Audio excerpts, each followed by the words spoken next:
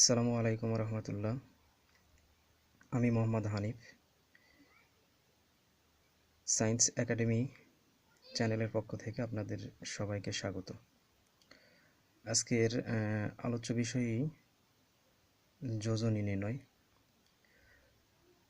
আমরা যোজনীর সংজ্ঞাটুকু জানি, সেটা এরকম যে ধাতুসমূহের ক্ষেত্রে সর্বশেষ কক্ষপথের বিজোড় ইলেকট্রন সংখ্যাসমূহই হচ্ছে ওই মৌলের যোজনী, এবং অধাতুর ক্ষেত্রে সংজ্ঞাটা একটু আলাদা। সেটা হচ্ছে সর্বশেষ কক্ষপথের ইলেকট্রন সংখ্যা অষ্টক পূর্ণ হতে যা অবশিষ্ট থাকে সেই সংখ্যার সমান। তো চলুন আজকে আমরা মূল আলোচনায় ফিরে যাই, কিভাবে সাধারণত ধাতু এবং অধাতুর যোজনী নির্ণয় করতে হয় সেটা নিয়ে একটু আলোচনা করা যাক। এখানে আমরা ধাতু এবং অধাতুর একটা করে মৌল লিখে রেখেছি। সেটা হলো সোডিয়াম, যার পারমাণবিক সংখ্যা 11, এবং ক্লোরিন, যার পারমাণবিক সংখ্যা 17। আমাদের আর একটা বিষয় জানা উচিত, সেটা হচ্ছে যে আসলে যোজনী নির্ণয় করতে গেলে যে জিনিসটা সবচেয়ে বেশি জরুরি সেটা হচ্ছে মৌলসমূহের পারমাণবিক সংখ্যা জানতে হবে, জানা। তো এখানে সোডিয়াম যেটা আমরা লিখে রেখেছি ধাতুর উদাহরণ হিসেবে, সেটা আর পারমাণবিক সংখ্যা হচ্ছে 11। তো চলুন কিভাবে যোজনী নির্ণয় করতে হয় তা একটু শিখে আসি।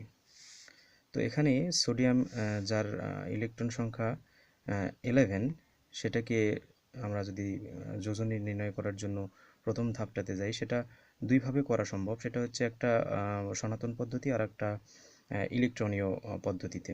তো আমরা প্রথমে সনাতন পদ্ধতিটা নিয়ে আলোচনা করব, পরবর্তীতে কিভাবে ইলেকট্রনীয় পদ্ধতি বা আধুনিক পদ্ধতিতে যোজনী নির্ণয় করা যায় সেটা নিয়ে আলোচনা করব। তো এখানে সোডিয়ামের ক্ষেত্রে আমরা জানি যে সর্বশেষ কক্ষপথের ইলেকট্রন সংখ্যা নির্ণয় করার জন্য সাধারণত একটা সূত্র ব্যবহার করা হয়। সেটা হচ্ছে এরকম যে 2n স্কোয়ার, 2n স্কোয়ার, অর্থাৎ এখানে 2টা থাকবে এবং nটা হচ্ছে শক্তিস্তর বা কক্ষপথের নাম্বার। এখানে যদি প্রথম কক্ষপথ হয় তাহলে n এর মানটা হবে 1, তারপরে স্কোয়ার। তো এখানে তাহলে কি দাঁড়ালো প্রথম কক্ষপথের ক্ষেত্রে? সেটা হচ্ছে 2 ইন্টু 1 স্কোয়ার, অর্থাৎ 1 এর পরে স্কোয়ার মানে 1, 2, অর্থাৎ প্রথম কক্ষপথে ইলেকট্রন সংখ্যা থাকবে 2। তো এটাকে আমরা যদি সনাতন পদ্ধতিতে এখন করতে যাই, তাহলে প্রথম কক্ষপথটা আমরা আঁকাই নিলাম, সেখানে ইলেকট্রন সংখ্যা হবে 2টা। পরের কক্ষপথ, এখানে যদি দ্বিতীয় কক্ষপথ হয়, অর্থাৎ 1, 2, এটা দ্বিতীয় কক্ষপথ, তাহলে এখানেই ইলেকট্রনের সংখ্যাটা হবে, এখানে n এর মানটা হবে 2, তাহলে 2 into 2 square is equal 2 into 4, অর্থাৎ এটা দাঁড়াবে 8। প্রথম কক্ষপথে ইলেকট্রনের সংখ্যা 2, পরের কক্ষপথে ইলেকট্রনের সংখ্যা 8। এইভাবে আমরা প্রথম শক্তিস্তর, দ্বিতীয় শক্তিস্তর, তৃতীয় শক্তিস্তর, এভাবে ইলেকট্রন বিন্যাস করতে পারি। তো এখানে ইলেকট্রন বিন্যাস করতে গিয়ে একটা জিনিস মনে রাখতে হবে, সেটা হচ্ছে যে মৌলসমূহের পারমাণবিক সংখ্যা। তো পারমাণবিক সংখ্যা যেহেতু 11 সোডিয়ামের ক্ষেত্রে, তো এখানে অলরেডি 10টা হয়ে গেছে, বাকি থাকে একটা। সেই একটার জন্য সর্বশেষ কক্ষপথটা আঁকায় নেব এবং সেখানে এই একটা ইলেকট্রনকে বসিয়ে দিব। তাহলে কি দাঁড়ালো? যে সর্বশেষ কক্ষপথে সোডিয়ামের ক্ষেত্রে ইলেকট্রন সংখ্যাটা হচ্ছে 1, সুতরাং সোডিয়ামের যোজনী 1। এখন আসি এটাকে আধুনিক পদ্ধতি তথা ইলেকট্রনীয় পদ্ধতিতে কিভাবে বিন্যস্ত করতে হবে বা যোজনী নির্ণয় করতে হবে। তাহলে সোডিয়ামের পারমাণবিক সংখ্যা যেহেতু 11, সুতরাং এটা আমরা এভাবে লিখে নিব, তারপরে 1s 2 2s 2 2p 6, অর্থাৎ কত হলো? 11, 10 হয়ে গেছে অলরেডি, সরি। তো এখানে 2p 3s 1, অর্থাৎ এখানে সর্বশেষ কক্ষপথটা হচ্ছে 3 নম্বর এবং s হচ্ছে অরবিটাল। এই s অরবিটালে একটা মাত্র ইলেকট্রন আছে, সুতরাং সোডিয়ামের যোজনী হচ্ছে এই ক্ষেত্রে 1। এখন আসি ক্লোরিনের ইলেকট্রন বিন্যাসটা। ক্লোরিনের ইলেকট্রন বিন্যাস করতে গেলে প্রথমেই মনে রাখতে হবে ওই একই নিয়ম প্রযোজ্য এইভাবে।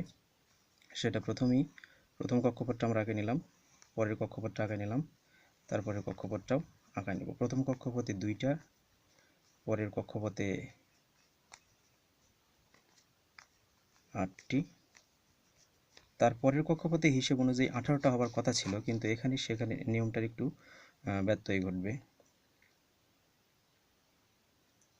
সরি ভুল বললাম।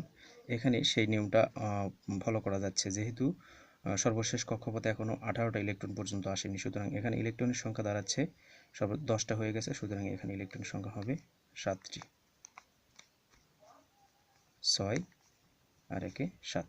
আমরা একটু আগেও শিখে এসেছি যে সেটা হচ্ছে অধাতু সমূহের ক্ষেত্রে সর্বশেষ কক্ষপথের ইলেকট্রন সংখ্যা অষ্টক পূর্ণ হতে কয়টা বাকি আছে সেইটাই তার যোজনী। তো এখানে অষ্টক পূর্ণ হতে বাকি আছে একটি, সুতরাং অধাতুর যোজনীটা হচ্ছে 1। এখানে এটাকে যদি আমরা আধুনিক পদ্ধতিতে বিন্যস্ত করার চেষ্টা করি সেটা তাহলে কীরকম হবে, Cl17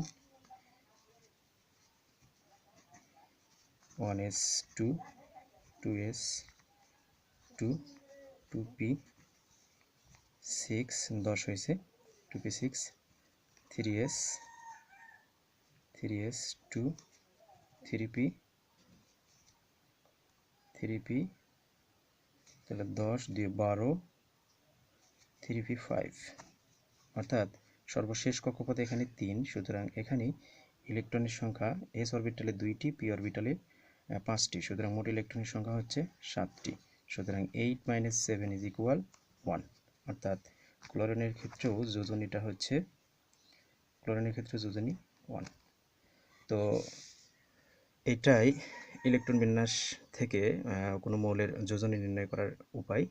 আশা করি আপনাদের বুঝতে সমস্যা হবে না। আর এরপরে আমরা অবশ্য ক্যালকুলেটরের ব্যবহার, অর্থাৎ ক্যালকুলেটর থেকে কিভাবে এককটাকে কনভার্ট করা যায় সেটা শেখাবো, এবং পাশাপাশি হলো ধ্রুবক নির্ণয় করা শেখাবো ক্যালকুলেটরের মাধ্যমে। অর্থাৎ আমরা অনেক সময় দেখা যায় যে